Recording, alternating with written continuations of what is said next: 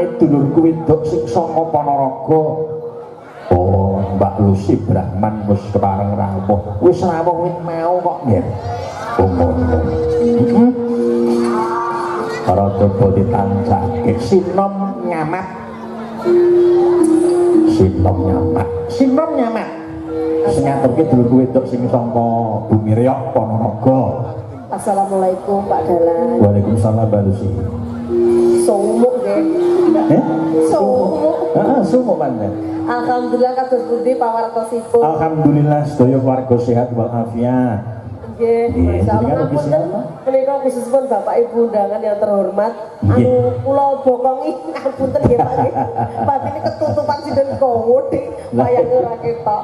Sehat sedaya nggih Bapak Ibu. Alhamdulillah. Napa meneh sing rawuh teng ajeng nika sehat sedaya nggih? Alhamdulillah. Sumuk napa adem? Sumuk. Pancene akeh sing padha rapet aku rawuh kok rapet pepek. Lenggahe.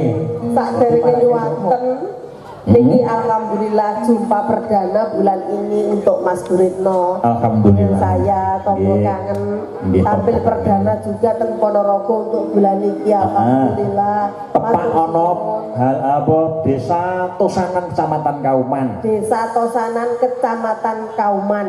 Sopo sing ora pirsa? Desa Tosanan kuwi kondang. Sopo sing ora pirsa? Pak Lurah ingkang pundi nyun sewu. Masyaallah menika wonten pepundhen kula Bapak Amin masyaallah. Sehat Bapak, ngapunten Bapak. Nggih alhamdulillah. Pepundhenku Bapak Amin lenggah wit sore mau Mbak Lucy. Kiai kok mboten saged sepuh gumun aku ya. Aku trah yo kiai iki marai yo putih lho. Aji-ajine mandi. Ya omongi kok kiai ora tau iso sepuh iki piye ngene apa ngono. Matur sembah nuwun saderenge kula sowan riki wau minangka wakil minangka sumbangan saking yang terhormat Ibu Mujiatin kalian Mas Eko. Ibu Mujiatin. Ibu Mujiatin saking fraksi PKB. Oh nggih, Bu Dewan.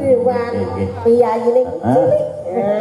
Aku sok ngerti durung tahu jagongan tapi sok ngerti kan benre di ning pasang ning prapatan. Nggih, leres menika matur sembah nuwun Ibu Mujiatin mugi tansah diparingi kesuksesan, kelancaran, kesehatan kan lan keberkahan. Amin. Nggih. Amin ya Ini Allah. saya spesial dihadiahkan untuk khususnya warga masyarakat Tosana. Jadi beliau berangkat dari sini, jadi yo kiai kan ora lali cikal bakale ngoten lho, gawe. Iya. Sing nyengkuyung kiai mriki Mbak Lus, sampaikan salam kula dumateng para warga sedaya mawon. Warga masyarakat Desa Tosanan tanpa terkecuali. Nggih. Ya. Pak Lurah ugi. Alhamdulillah Bapak Camat nggih tasih lenggah. Pak Camat nggih rawuh. Bapak Tony rawuh sore mau paring dawuh akeh. Walah nggih, masyaallah. Niku adik kula dhewe lho. Ora ketok ta aku ning dhuwur panggung. Aku lek wis ngrasa sing blawur kabeh aku. Nuwun pamunten lho Mas Camat. Niku Mbak Lela garwane niku lah Bapak Tony alhamdulillah. Juga ngaturaken wilujeng rawuh Bapak Kepala Desa wilayah Kecamatan Kauman Mbak Lucy. Bapak Lurah Kecamatan Kauman. Lurah Demang-Demang Kecamatan Kauman rawuh. Alhamdulillah. Mugi-mugi bar kok kene kek merembet Mas Gurit tambah cepet. Alhamdulillah amin. Karena bersih desa yeyes Bu. Iki ngapunten lho Mbak Pamin. Niki ki yo mboten payu tanggapan malih kisut kabeh. Rupane malih alum kabeh. Nggih, niki kula persembahkan dumateng para pini sepuh nggih. Nggih. Ini sinten niki?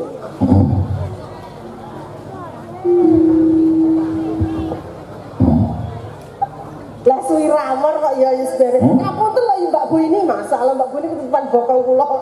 Sinten kok langsinge kaya ngene koncone loro langsung ilang. Sepinten Pak Dik? Bintikane Mas. Mas Wito. Mas Wito.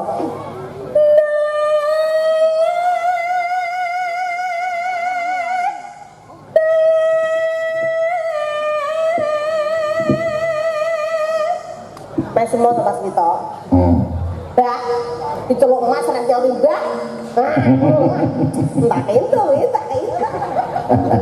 Sing semangat ora bendina tunggone Lucy Brahman wae. Jono bunga sing cek kadut kocok.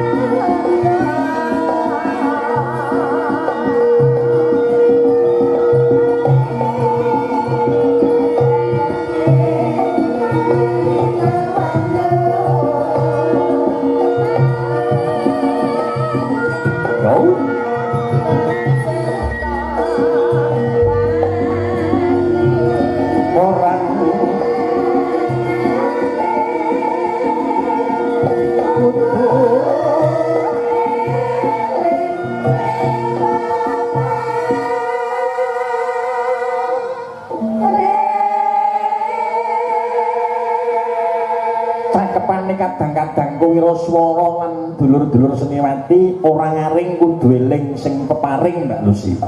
Nggih. Ku cakepan mengko pitur sing becik banget. Eling piye? Ora ngaring Kudu eling sing peparing. sing peparing. Tegese Tegese awake dhewe kudu eling Mbak Lurah sing maring awake dhewe. akhirnya eling sing gawe. Tegese Mbak Lurah sing nyaosi. Heeh, sing nyaosi. Iya toh, jenengan dugi mau dicaosi. Mesti di anu apa iki hormati pasugatan gitu. Pun darten nggih, Pak. Neng lho. Lho. Lah nyapa Mbak Lurah usah SMS kula ngeten. Iya, iya. Mbak Lurah pokoke lagi nang taman si Brahmanis ndak usah cepake apa-apa. Nah, terus Si Brahmanis komplit pokok. Daging nggawa dhewe. Ngombe sangu dhewe kok. Ngerti rasa marang ngelak kok. Piye 4 sehat 5 sempurna kok. 4 sehat 5 Yo sempurna. omongi yo Alhamdulillah. Aku wis tangga-tanggaku ki renek lho sing kuru. Tenan makane aku ki batinku kok dulurku dhewe kok malah kuru. Umpama sampean dadi kuru kira-kira ora dipanggil Brahman. Loh, lah apa pedhe aku. Masamu kok aja melek aja ngenyek no penyanyi sindan lemu-lemu ngene iki masamu bermanfaat bagi Lah, nusa iya. dan bangsa, terutama generasi bangsa Indonesia toh. Manfaate Manfaatnya piye aku biyen ning mbek ning gone RT ki kono ki kena gizi buruk kok kurang gizi no. Oh, biyen kurang gizi. Tangga-tangga Gizi buruk. saurunge aku teko kono iki kuru-kuru masamu. Ki jaman corona ki awake kok do kuru-kuru wah ngono. Pak, badhe ngersakne gizi aku ngono. Nah, terus? Niki enten mie aku lho. Terus maknya karo Pak RT aku, tanggoku sing kuru-kuru tak ombeni kabeh. Dhisik dhewe Pak RT. Iya no tak nini kabeh nang mbok Pak RT. Lah, aku lho Mbak Lipo niki watuk kula. Teko ndi mau? Aku nyapa tuh janger ning kene kok kumat edan. Aku jane arep insaf isin aku dibersani Pak Amin nggih. Sin bapakku lho biyen. Heeh, toh, pepundhane dhewe. Nggih sing gantenge ra ilok-ilok ya. Kuwi wae nderek mboten Pak. Mboten alhamdulillah.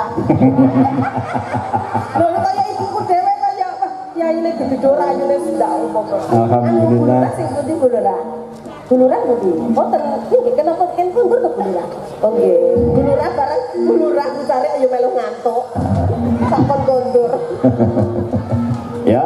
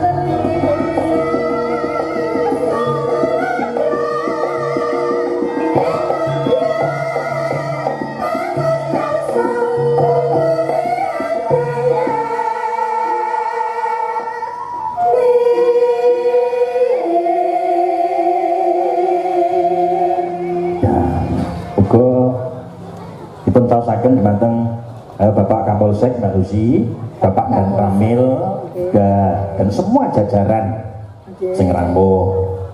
Iki mantau live streaming. Buta saking dalem. Ya lanjut.